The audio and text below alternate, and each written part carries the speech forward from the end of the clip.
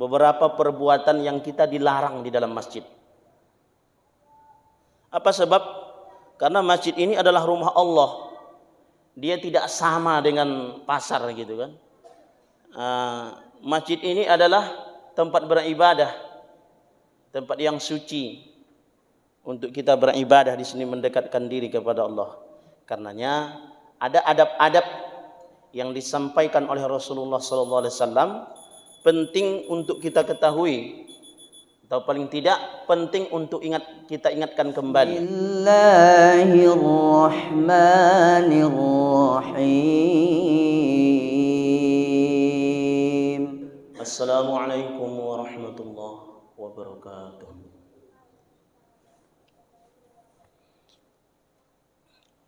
Alhamdulillah, alhamdulillahi ala kulli hal, alhamdulillahi bi ni'mati tatimmus salihah. Asyhadu an la ilaha illallah wa asyhadu anna Muhammadan abduhu wa rasuluh. Allahumma salli ala sayyidina Muhammad wa ala ali sayyidina Muhammad. Qala Allah Ta'ala fil Qur'anil Karim, a'udzu billahi minasy syaithanir rajim. Bismillahirrahmanirrahim. Ya ayyuhalladzina amanu taqullaha haqqa tuqatih wa la tamutunna illa wa antum muslimun.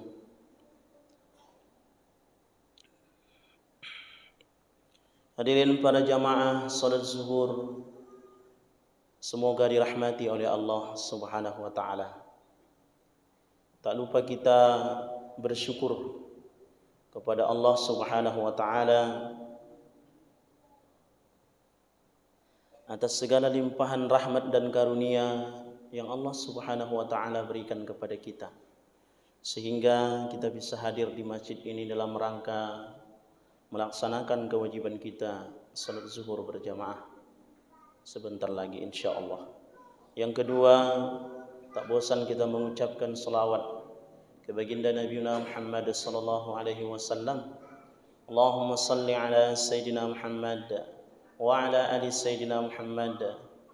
Mudah-mudahan kelak kita semua mendapatkan syafaat dari Nabi Muhammad sallallahu alaihi wasallam. Bapak Ibu hadirin para jamaah yang semoga dirahmati oleh Allah Subhanahu wa taala. Pada pekan ini sebenarnya kita membaca hadis Riyadhus Shalihin. Tapi pada kesempatan kali ini ada yang penting kita sampaikan Bapak Ibu. Maka insyaallah pada pertemuan berikut kita baca pembuka di kitab Riyadhus Shalihin tersebut. Apa itu? Penting sekali, apalagi kita yang rutinitasnya ke masjid. Maka larangan-larangan ini perlu kita ketahui. Berarti dia adab ke masjid. Kalau kita sudah berada di dalam masjid, ada adabnya. Sebenarnya banyak, tapi ada beberapa yang penting yang kita sampaikan Bapak Ibu. Dilarangnya kita, beberapa hadis yang saya bacakan ini, beberapa perbuatan yang kita dilarang di dalam masjid. Apa sebab? Karena masjid ini adalah rumah Allah. Dia tidak sama dengan pasar gitu kan. Masjid ini adalah tempat beribadah, tempat yang suci untuk kita beribadah di sini, mendekatkan diri kepada Allah. Karenanya ada adab-adab yang disampaikan oleh Rasulullah SAW penting untuk kita ketahui, atau paling tidak penting untuk kita ingatkan kembali. Apa itu? Kita baca hadis Rasulullah SAW dalam hadis riwayat At-Tirmizi. Ini yang pertama. Idza ra'aitum man yabi' aw yabta'u fi masjidi faqulu la arbahallahu tijaratak. Bila engkau mendapatkan orang yang menjual atau yang membeli di dalam masjid, maka katakanlah kepadanya, semoga Allah tidak memberikan keuntungan pada perniagaanmu. Wa idza ra'aitum man yunshidu bih dalalata faqulu la raddallahu 'alaika. Dan apabila engkau menyaksikan orang yang mengumumkan kehilangan barang di masjid, maka katakanlah kepadanya, semoga Allah tidak mengembalikan barangmu yang hilang. Bapak Ibu yang dirahmati oleh Allah Subhanahu wa taala. Jadi pertama, kita dilarang berjualan di dalam masjid. Hadisnya sudah jelas kita sebutkan tadi. Kalau kita menemukan orang yang berjualan di dalam masjid, maka kemudian kita disuruh untuk berkata kepada orang tersebut, semoga Allah tidak memberikan keuntungan kepada perniagaanmu. Yang kedua, mengumumkan barang yang hilang. Maka itu yang sering kita sampaikan Bapak Ibu.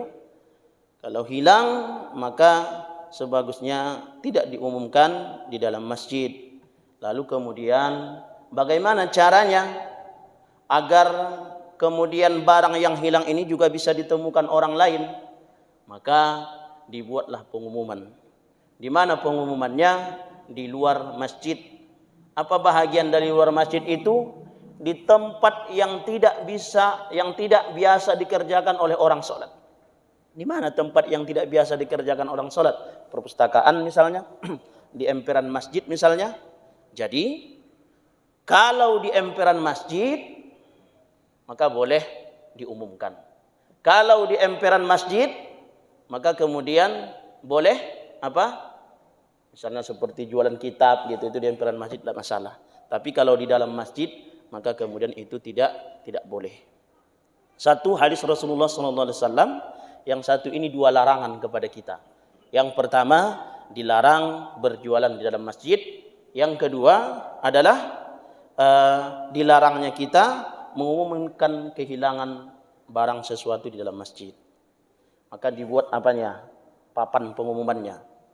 Dan kemudian orang yang hilang pun udah harus tahu. Dia tanya kepada pengurus. Kalau ada, maka kemudian disampaikan. Kemudian yang kedua, hadis Rasulullah SAW, hadis riwayat Al-Bukhari. Lau kuntuma min ahli al-balad la auja'tukuma tarfa'ana aswatakuma fi masjid Rasulullah sallallahu alaihi wasallam. Ada dua orang yang mereka meninggikan suara di dalam masjid. Maka kata Rasulullah, andai saja kalian berasal dari kota, bukan berasal dari kota ini, maksudnya Madinah, karena Rasulullah saat itu di Madinah. Andai saja kalian tidak berasal dari kota ini, niscaya akan kupukul kalian berdua karena telah berani meninggikan suara yang keras di dalam masjid, yakni dalam masjid Rasulullah sallallahu alaihi wasallam. Hadis riwayat Al-Bukhari. Maka Bapak Ibu, di dalam masjid tidak boleh suara-suara yang keras, dalam artian suara yang tidak memberikan manfaat yang baik. Maka seharusnya di dalam masjid tidak boleh bercerita-cerita tentang kehidupan dunia. Nah, itu adabnya itu, Pak. Bahkan dalam hadis Rasulullah sallallahu alaihi wasallam, al-hadis, orang-orang yang berkata-kata di dalam masjid bukan perkara-perkara kehidupan akhirat, tapi perkara-perkara kehidupan dunia. Apa kata Rasulullah sallallahu alaihi wasallam? Seperti rumput yang dimakan oleh beberapa ekor binatang, kambing atau lembu misalnya. Terhapus amalan manusia itu. Jadi kalau seseorang dia sholat rajin misalnya, atau dia beribadah, namun di dalam masjid ia bercerita tentang dunia. Gimana ya? Tadi jualan kamu lancar enggak? Gitu kan? Gimana ya? Oh, cantik bajunya. Beli di mana itu? Oh, gimana ya? Tadi skornya berapa? Itu cerita di dalam masjid. Maka orang yang bercerita itu amalnya akan habis. Seperti apa amalnya akan habis itu? Seperti rumput yang dimakan kambing. Perlahan-lahan habis, Pak. Perlahan-lahan habis. Jadi makanya ini bahagian dari kita tidak mau amal kita ini begitu sholat kita hapus amalan kita. Maka jangan bercerita sesuatu kehidupan dunia dalam masjid. Kalau di emperan masjid, maka boleh. Nah, ini adab nih, Pak. Nah, kemudian, apalagi Bapak Ibu? Apalagi, masuk enggak kalau misalnya bawa HP ke dalam masjid? Maka kalau bawa HP ke masjid itu, Pak, boleh saja kita bawa HP ke masjid. Ya, enggak apa-apa, enggak masalah. Cuman begitu sudah masuk dalam masjid, silent HP itu, nonaktifkan HP itu. Kalau tidak bisa nonaktifkan, paling tidak silent HP itu. Apalagi kalau kita sedang sholat, saya terganggu tuh, Pak. Meskipun suara itu teng gitu kan, ada suara tengnya, suara pesan atau apa gitu kan, kita terganggu karena suaranya memang suara yang beda dengan orang, bukan suara orang lagi kan.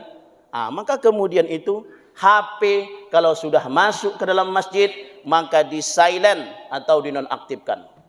Makanya kadang saya kalau bawa HP itu kadang saya cek lagi padahal udah di silent tuh. Takut saya kemudian HP tersebut hidup ketika kita sedang sholat gitu. Kadang sudah diingatkan HP, nah ini tuh pastikan HP Anda sudah dinonaktifkan. Seolah-olah tulisan itu tak ada lagi gunanya. Besar itu. Kadang saya berpikir itu dilepas lagi, Pak. Sudah dilepas, dibikin tulisan baru lagi gitu. Untuk menyadarkan orang gitu kan. Nah, jadi kalau udah masuk ke dalam masjid, HP di silent atau dinonaktifkan. Kadang sedang sholat bunyi, mengganggu sekali. Pernah baca itu. Tapi kalau fatwa MUI belum saya baca. Fatwa ulama Turki. Pada tahun 2014 atau 2015-an lah. 14 atau 2015. Dulu di pesantren. Dulu saya suka beli majalah Sabili, Pak. Majalah Sabili itu terbit sekali 2 pekan. Maka saya sisakan uang belanja saya untuk membeli majalah Sabili. Majelis Ulama Turki itu memberikan fatwa. Karena masa itu HP sudah ada ya kan? HP sudah ada. Maka kemudian HP yang hidup sedang sholat ketika berada di dalam masjid, hidup dia nih. Maka kemudian boleh kita angkat, maksudnya dimatikan. Tapi misal tereng gitu kan. Angkat, matikan. Baru masukkan ke kantong kamu. Tapi angkat, matikan. Jangan angkat halo gitu, batal sholat tuh, Pak. Angkat, matikan. Nah. Jangan dibiarkan begitu saja. Maka bagaimana yang paling tepat? Masuk ke dalam masjid, matikan HP. Silent dia. Nah, Bapak Ibu yang dirahmati Allah Subhanahu wa taala. Kemudian berikutnya, hadis Rasulullah SAW, kita baca artinya. Jika salah seorang di antara kalian melewati masjid kami atau pasar kami, sedang ia membawa anak panah, hendaklah ia pegang tutup mata anak panahnya. Atau ia mengatakan dengan redaksi, hendaklah ia pegang dengan tangannya, sebab dikhawatirkan kaum muslimin akan terluka daripadanya. Nah, 3, ada 4 yang sudah kita jelaskan. Yang pertama, dilarang jualan di dalam masjid. Yang kedua, dilarang mengumumkan sesuatu yang hilang di dalam masjid. Kemudian, solusinya tadi sudah kita sebutkan. Kemudian, yang ketiga, dilarang berbicara suara keras di dalam masjid. Handphone dimatikan atau dinonaktifkan ketika berada dalam masjid. Ini kita ingat ini. Handphone dimatikan atau dinonaktifkan ketika berada di dalam masjid. Kemudian membawa benda tajam. Toh kalaupun kita bawa benda tajam, maka kemudian kita tutup dia. Adab-adab yang seperti ini, Pak, itu diamalkan di dalam masjid. Bagaimana dengan yang lain? Merokok misalnya dalam masjid. Maka kalau saya ceramah di luar-luar sana, Pak, meskipun dia orang dalam sana gitu kan, itu kalau saya sedang ceramah jangan merokok dulu, Bapak. Ketika nanti saya sudah pergi ya terserah Bapak lah gitu. Karena kadang kalau dilarang marah dia, tapi tetap kita sebutkan, jangan merokok di dalam masjid. Perbuatan-perbuatan seperti saya dilarang, bersuara keras dilarang, apalagi jualan dilarang, apalagi kemudian perbuatan-perbuatan yang lain.